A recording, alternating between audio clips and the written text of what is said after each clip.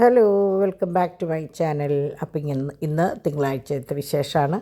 അപ്പോൾ ഇന്ന് തൊട്ട് നമ്മൾ നൊയമ്പ് സ്റ്റാർട്ട് ചെയ്യാണ്. അപ്പോൾ കരിക്കുരിയുടെ ദിവസം, പിന്നെ നമ്മുടെ ഔസേപിതാവിൻ്റെ മൂന്നാമത്തെ ദിവസമാണ് കേട്ടോ. വണക്കമാസത്തിൻ്റെ മൂന്നാമത്തെ ദിവസമാണ്. അപ്പോൾ കണ്ടമാനം കുട്ടികൾ എനിക്ക് ശരിയാക്കിയാണ് അയച്ചു തരാം. അപ്പോൾ ഞാനത് സ്റ്റാറ്റസ് ഇടും. പിന്നെ പ്രാർത്ഥിക്കേണ്ടവർക്ക് അതിൽ നിന്ന് എടുത്ത് പ്രാർത്ഥിക്കാൻ വേണ്ടിയിട്ടാണ് കേട്ടോ ഞാനങ്ങനെ ഇടുന്നത്. അപ്പോൾ അങ്ങനെ ഇന്ന് മൂന്നാമത്തെ ദിവസമായി, നൊയമ്പിൻ്റെ ഒന്നാമത്തെ ദിവസം. ഇന്ന് തൊട്ട് അങ്ങനെ നൊയമ്പ് തുടങ്ങണം. അങ്ങനെ ഔസേപിതാവിൻ്റെ നാമത്തിൽ ഇന്നത്തെ ഒരു ദിവസം അങ്ങോട്ട് സ്റ്റാർട്ട് ചെയ്യണം. അപ്പോൾ ഇന്ന് മാർച്ച് 3-ാം തീയതി ഒരു ദിവസം കൂടിയാണ് നമ്മുടെ അമലിൻ്റെ, റോസിൻ്റെ ഹസ്ബൻഡ് ഉണ്ടല്ലോ അമലിൻ്റെ ബർത്ത്ഡേ കൂടിയാണ് കേട്ടോ. അപ്പോൾ ഞാൻ ശരിക്കും പറഞ്ഞാൽ ഇന്നലെ വിഷ് ചെയ്തു. ഇന്നലെ രാത്രി 12 മണിക്ക് ഞാൻ ഡിവൈനും ഡൗണും വരാൻ വെയിറ്റ് ചെയ്ത് ഇങ്ങനെ ഇരിക്കല്ലായിരുന്നു. ആ സമയത്താണ് റോസയുടെ സ്റ്റാറ്റസ് കണ്ടത്. ഉടനെ ഞാൻ ഒട്ടും വൈകാണ്ട് 12 മണിക്ക് തന്നെ ഞാൻ വിളിച്ച് വിഷ് ചെയ്തു കേട്ടോ. എനിക്കും ഭയങ്കര, ഞാനങ്ങനെ ചെയ്യാത്ത ആളാണ്. പക്ഷേ ഇന്നലെ എന്തോ അങ്ങനെ കണ്ടപ്പോൾ എനിക്ക് വിഷ് ചെയ്യാൻ തോന്നി, അങ്ങനെ വിളിച്ചു. അങ്ങനെ രാവിലെ നമ്മുടെ പിള്ളേർസ് തുടങ്ങി. അപ്പോൾ ഇത്രയും ദിവസമായിട്ട് ഒന്നെങ്കിൽ 2 ആൾ അല്ലെങ്കിൽ ഒരാളൊക്കെ അല്ല ആയിരുന്നേ. അപ്പോൾ ഇന്ന് വീണ്ടും നമ്മുടെ ത്രിമൂർത്തികൾ ഒന്നിച്ച ദിവസമാണ് കേട്ടോ. അങ്ങനെ ഡോണങ്ക 2 ആൾക്ക് ഒരുപോലെ വണ്ടി വാങ്ങിക്കൊണ്ടിട്ടുണ്ടായിരുന്നു. അപ്പോൾ അത് ഒന്ന് അങ്ങോട്ടും ഇങ്ങോട്ടും കൈമാറി ഒന്ന് കളിക്കുകയാണ്. കണ്ടോ, ഒരുപോലെ വെച്ച് കളർ വരെ ഒന്നായിട്ടാണ് കൊണ്ടുവന്നേക്കണേ. അപ്പോൾ അത് വെച്ച് 2 ആളും കളിച്ച് ഇനി മതി സ്കൂളിലേക്ക് പോകാൻ പുറപ്പെടാൻ പറഞ്ഞു. അങ്ങനെ ഡോണങ്ങളാണ് ഇന്ന് കൊണ്ടാക്കണത്.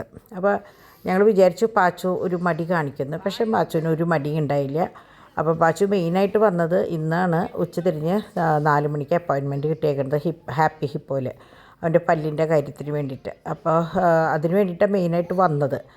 അപ്പോൾ ഇന്നൊരു ദിവസം എന്തായാലും പകലുള്ളത് കൊണ്ട് എന്നാൽ പ്ലേ സ്കൂളിൽ പോയിട്ട് ഇന്നത്തെ ഒരു ദിവസം ഉച്ച വരെ ഇരിക്കട്ടെ, അല്ലെങ്കിൽ അത് ആ ഒരു മടി പിടിക്കുമല്ലോ എന്ന് വിചാരിച്ചിട്ടാണ്. അപ്പം ഞാൻ പറഞ്ഞിട്ടുണ്ട് ഈ മാസം ഇനി അവരുടെ ആനുവൽ ഡേ ഫംഗ്ഷനാണ്, അതിൻ്റെ ഡാൻസും റിഹേഴ്സലും കാര്യങ്ങളൊക്കെ തുടങ്ങിയിട്ടുണ്ട്. അപ്പോൾ ഞാൻ ഡിമ്പിളിനോട് പറഞ്ഞിട്ടുണ്ട് അവനെ പങ്കെടുപ്പിക്കുന്നുണ്ടെങ്കിൽ മുടക്കില്ലാണ്ട് അവനെ ക്ലാസ്സിൽ വിടണം. അല്ലെങ്കിൽ ആ കുട്ടി മറ്റുള്ളവരുടെ മുമ്പിൽ ഒറ്റപ്പെട്ട് ഇങ്ങനെ ഒന്നും അറിയാണ്ട് നിൽക്കുമ്പോൾ, അത് ഇപ്പോഴല്ല കുറേ നാൾ കഴിയുമ്പോൾ അവനത് കാണുമ്പോൾ സങ്കടമാവും.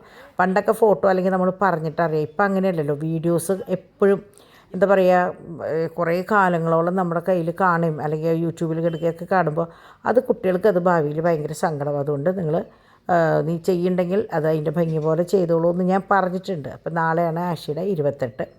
അപ്പോൾ നാളെ രാവിലെ ഡിമ്പിൾ പോകട്ടോ. ഡിമ്പിളും പാച്ചും നാളെ പോവും. പിന്നെ മാക്സിമം നേരത്തെ വരാമെന്ന് വെച്ചിട്ടാണ് പോണത്. മിസ്സും പറഞ്ഞിട്ടുണ്ട്, അവിടെ മാമും പറഞ്ഞിട്ടുണ്ട് ഇനി അധികം മുടങ്ങരുതെന്ന് പറഞ്ഞിട്ടുണ്ട്. അപ്പോൾ അങ്ങനെ ഇതെല്ലാം കഴിഞ്ഞ് അപ്പാപ്പനും മോനും ചേട്ടന്മാരെയൊക്കെ യാത്രയാക്കി തിരിച്ചു വന്നു. അപ്പോൾ ഞാൻ കിച്ചണിലേക്ക് കയറി. അപ്പോൾ ഇന്ന് നൂഡിൽസ് ആയിരുന്നു കേട്ടോ. അപ്പോൾ കുട്ടികളുടെ കഴിക്കലൊക്കെ കഴിഞ്ഞു. അപ്പോൾ ഞാനും ഡാഡിയും കഴിച്ചു വന്നു കേട്ടോ. അപ്പോൾ ഞാനും ഡിമ്പിളും മാത്രമേ ബാക്കിയുണ്ടായിരുന്നേ. അപ്പോൾ അവരുടെയൊക്കെ കഴിക്കലൊക്കെ കഴിഞ്ഞ് ഞാൻ സമാധാനത്തിലാണ് ഇരുന്ന് കഴിച്ചത്. അപ്പോൾ ഇവർ ഇന്നലത്തെ വിശേഷങ്ങൾ തൊട്ടുള്ള കാര്യങ്ങൾ. അപ്പോൾ ആദ്യം ഞങ്ങൾ ഇന്ന് രാവിലെ ഒന്ന് സിനിമയ്ക്ക് പോകാമെന്നൊക്കെ വിചാരിച്ചിട്ടായിരുന്നു. പിന്നെ നോക്കിയപ്പോൾ ഇന്നലെ രാത്രി 3 മണി വരെ ഇരുന്ന് വർത്താനം പറഞ്ഞ് കഴിഞ്ഞ് വന്നപ്പോൾ എല്ലാവർക്കും വയ്യാണ്ടായി. പിന്നെ രാവിലെ എനിക്ക് കുട്ടികളെ സ്കൂളിൽ വിടണ്ടേ. അപ്പോൾ ഇത് നമ്മുടെ ക്രിസ്റ്റലിൻ്റെ ലോക്കറ്റ്. ഒരിക്കൽ എല്ലാ കളേഴ്സും ഉണ്ടായിരുന്നു. ഇപ്പോൾ ഇത്രയും കളറുള്ളൂ കേട്ടോ ബാക്കി. അപ്പോൾ ആർക്കെങ്കിലും വേണമെന്നുണ്ടെങ്കിൽ കയ്യോടെ പറയുക. അത് ബ്ലൂവിൻ്റെ നേരെ താഴെയുള്ളത് പിങ്കാണ് കേട്ടോ. ഇത് നമ്മളുടെ കൊച്ചു ലോക്കറ്റുകളാണ്, റൂബി. അപ്പോൾ കുറേ പേര് എന്നോട് ഇങ്ങനെ ചോദിക്കാറുണ്ട് ചെറിയ ലോക്കറ്റുകൾ മാലയമ്മയ്ക്ക് പറ്റിയത്. പക്ഷേ ആ സമയത്ത് എനിക്ക് എങ്ങനെയാണെന്ന് വെച്ചാൽ ഇത് അതിന് വേണ്ടി നമ്മൾ നോക്കി സെലക്ട് ചെയ്യാനായിട്ട് എടുത്ത് വെച്ച് പിന്നെ അതിൽ നിന്ന് ചിലപ്പോൾ ഇഷ്ടമാവില്ല, ചിലപ്പോൾ ഒരെണ്ണം എടുത്തു. അപ്പോൾ നമ്മൾ അത്രയും മെനക്കെടണം. അപ്പോൾ ഞാൻ ഈ ഫോട്ടോ എടുക്കുന്ന ദിവസം ഇനിയിപ്പോൾ എന്ന് ചോദിച്ചാലും ഈ ഫോട്ടോസ് എൻ്റെ കയ്യിലുണ്ടാവും. എനിക്ക് ഈ ഫോൾഡർ സെൻഡ് ചെയ്താൽ മതി. പക്ഷേ ഇതിന് മുമ്പ് നിങ്ങൾ പല പ്രാവശ്യം ചോദിച്ചപ്പോഴും എനിക്ക് നിങ്ങൾക്ക് കാണിച്ചു തരാൻ പറ്റിയിട്ടില്ല. അതിതാണ് കാര്യം. അപ്പോൾ ആ 2 വലിയ ലോക്കറ്റില്ലേ മുകളിലിരിക്കുന്നത്, അതിൻ്റെയാണ് കേട്ടോ. ഞാൻ പറഞ്ഞില്ലേ സെയിം കമ്മൽ ചെട്ടിനാടൻ ഡിസൈനുള്ളതുണ്ടെന്ന്, അതാണ് ആ കമ്മൽ. ഈ ലോക്കറ്റും ആ കമ്മലും അതുപോലെ തന്നെ വല്ല വളയമായി കഴിഞ്ഞാൽ നല്ലൊരു സെറ്റാണ് കേട്ടോ. അപ്പോൾ ഇത് ഞാൻ റൂബി വൈറ്റ് പ്ലെയിൻ്റെയും ലോക്കറ്റുകൾ എടുത്താണ്. അതുപോലെ തന്നെ ഈ റൗണ്ട് ലോക്കറ്റ് സൈഡിൽ ബട്ടർഫ്ലൈ ഒക്കെ ആയിട്ടുള്ള ലോക്കറ്റ് കുറേ പേര് ചോദിച്ചെങ്കിലും ആ സമയത്ത് സ്റ്റോക്ക് ഉണ്ടായിരുന്നില്ല. ഇപ്പോൾ സ്റ്റോക്ക് വന്നിട്ടുണ്ട്. ഭയങ്കര ഭംഗിയാട്ടോ. അത് നിങ്ങൾക്ക് ഇതിലെത്രത്തോളം കാണുന്നുള്ളത് എനിക്കറിയില്ല. ഇത് റൂബി വൈറ്റും ഇതും ഈ പറഞ്ഞ പോലെ നല്ല ഭംഗിയുള്ള ലോക്കറ്റുകളാണ്. ചെറിയ ഇതുമേ ഇടാം. അത്യാവശ്യം ഒരു 8 പിടി വലിയ കുഴപ്പമില്ലാണ്ട് വണ്ണുള്ള മാലയും ഇട്ട് കഴിഞ്ഞാൽ വല്ല എന്തെങ്കിലും ഫംഗ്ഷനൊക്കെ, പ്രത്യേകിച്ച് ഇപ്പോൾ ചുരിദാറൊക്കെ ഇടുമ്പോൾ കുട്ടികൾക്ക് ഇതാണ് ഏറ്റവും ഭംഗി. സാധാരണ ഒരു മാലയമ്മ താലിയുടെ കൂടെ ഈ ഒരെണ്ണം ഇടുക. അപ്പോൾ ഇത് പ്രൊജക്റ്റ് ചെയ്ത് താലി സേഫായിട്ട് പിന്നിൽ കിടക്കും. അങ്ങനെയാണ് കേട്ടോ ഇത് അധിക ഭാഗം. അപ്പോൾ അങ്ങനെ ഞാനപ്പോൾ അതിൻ്റെ ഫോട്ടോസും കാര്യങ്ങളൊക്കെ എടുക്കണ തിരക്കിലായിരുന്നു രാവിലെ. അപ്പോൾ ഞാനിത് രാവിലെ ഇങ്ങനെ എടുക്കുമ്പോൾ ഞാൻ ഡിവൈനോട് പറയായിരുന്നു, ഡിവൈൻ അറിഞ്ഞില്ലല്ലോ ഇന്നലെ നമ്മുടെ ഒരു ജാസ്മിൻ എന്ന് പറഞ്ഞിട്ട് ഒരു കുട്ടിയും പിന്നെ അതിനോടനുബന്ധിച്ച് കുറേ യൂസർ ചേച്ചിമാരൊക്കെ അത് പറയായിരുന്നു, ഞാനിങ്ങനെ മേശപ്പുറത്ത് വെറുതെ ഇരിക്കുക ഡിവൈൻ കിച്ചണിൽ കിടന്ന് പണിയെടുക്കാമെന്ന്. അപ്പോൾ ഞങ്ങൾ കുറേ പറഞ്ഞ് ചിരിച്ചു. ഞങ്ങൾ ഈ പറഞ്ഞ് കളിയാക്കി ചിരിക്കണതുണ്ടോ ജാസ്മിനെ മോൾ അറിയണോ, അല്ലെങ്കിൽ കുറേ ഫേക്ക് ഐ ഡിയിൽ വരുന്ന 2-3 പേരുണ്ട്, അവരൊക്കെ ഇന്ന് ഭയങ്കര ഉഷാറായിരുന്നു കേട്ടോ. അവരൊക്കെ ഇങ്ങനെ എന്താ പറയുക കമന്ന് കിടന്ന് മെസ്സേജുകൾ ഇടുമായിരുന്നു. അപ്പോൾ മുനമ്പത്ത് പോവാം.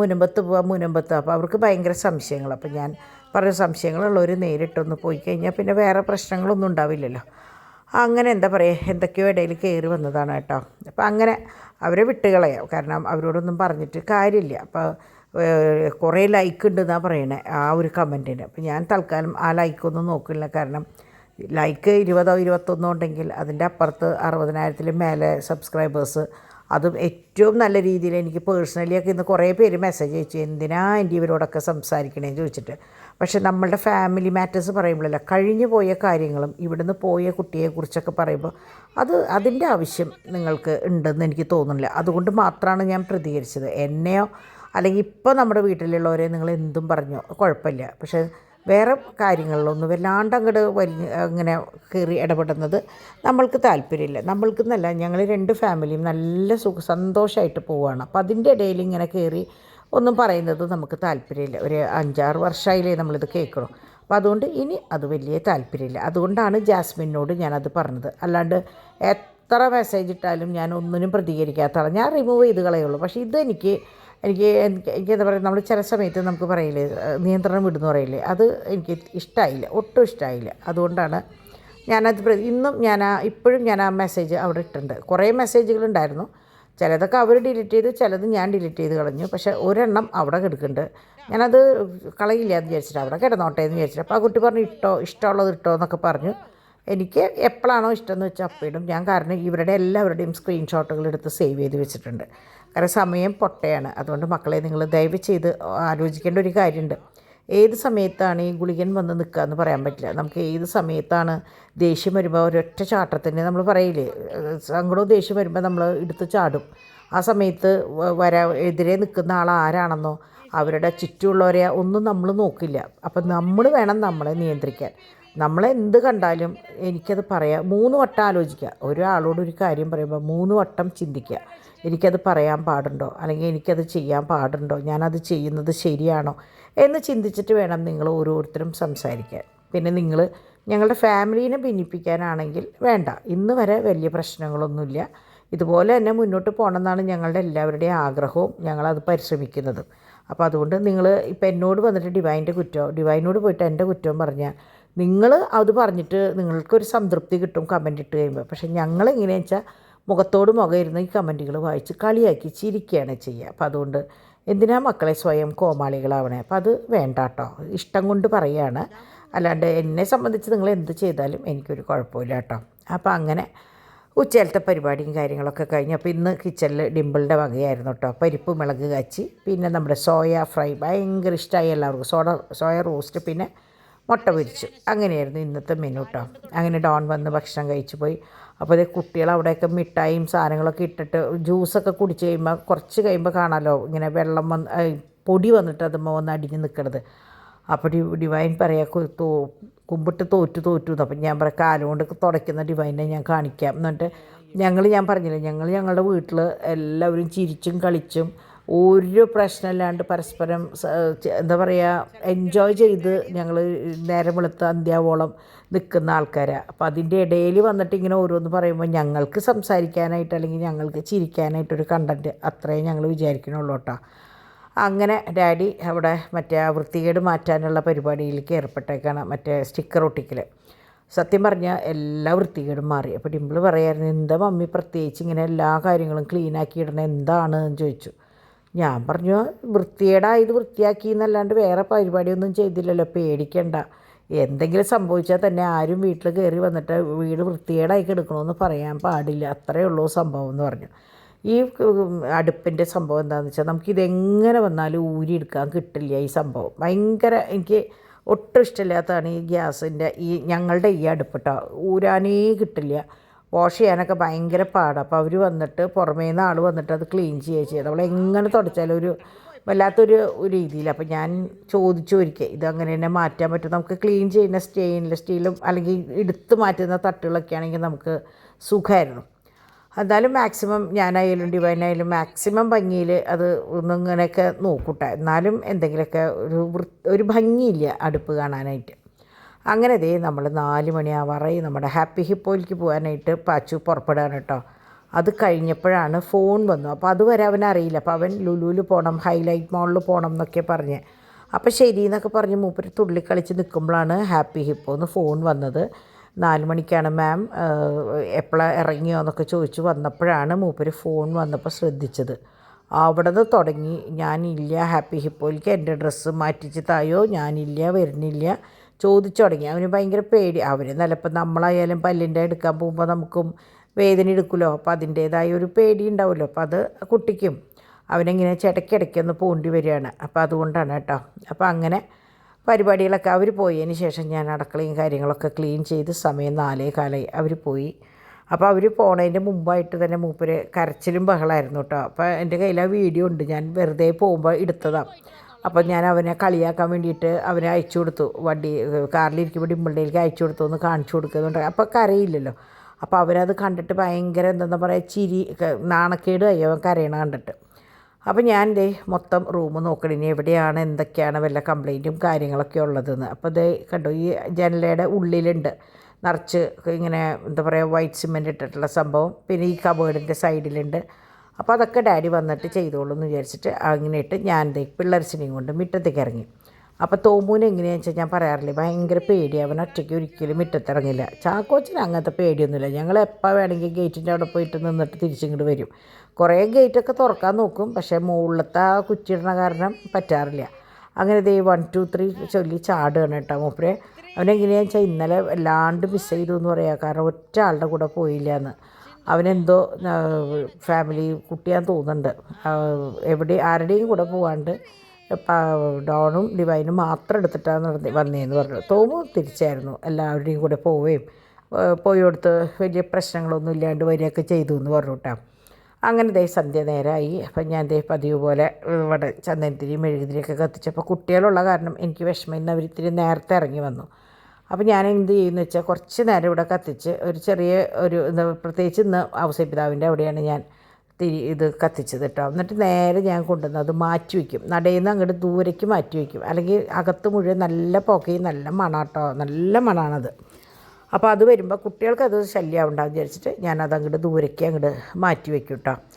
അപ്പോൾ അങ്ങനെ അത് കഴിഞ്ഞ് ഞങ്ങളിതേ കുട്ടികളുടെ കളിയാണ് ഫുൾ ടൈം, അവരുടെ ഡാൻസും കാര്യങ്ങളും. അപ്പോൾ പാച്ചുട്ടൻ എത്തിയിട്ടുണ്ടായിരുന്നില്ല. പാച്ചുട്ടൻ നേരെ അവനെ ഇന്ന് പറഞ്ഞിട്ടുണ്ടായിരുന്നു ഹാപ്പി ഹിപ്പോയിൽ പോയി കഴിഞ്ഞാൽ കരയാണ്ടിരുന്ന് കഴിഞ്ഞാൽ ലുലുവിലേക്ക് ഹൈലൈറ്റ് മോളിലേക്ക് കൊണ്ടുപോകാമെന്നൊക്കെ പറഞ്ഞിട്ടുണ്ടായിരുന്നു.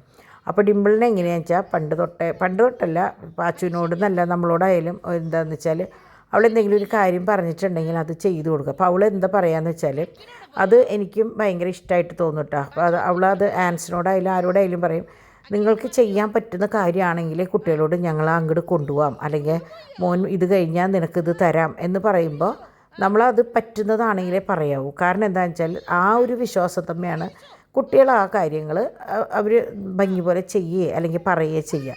എന്നിട്ട് അത് കിട്ടാണ്ടാവുമ്പോൾ അവർക്ക് നമ്മളോടുള്ള വിശ്വാസം കുറയും.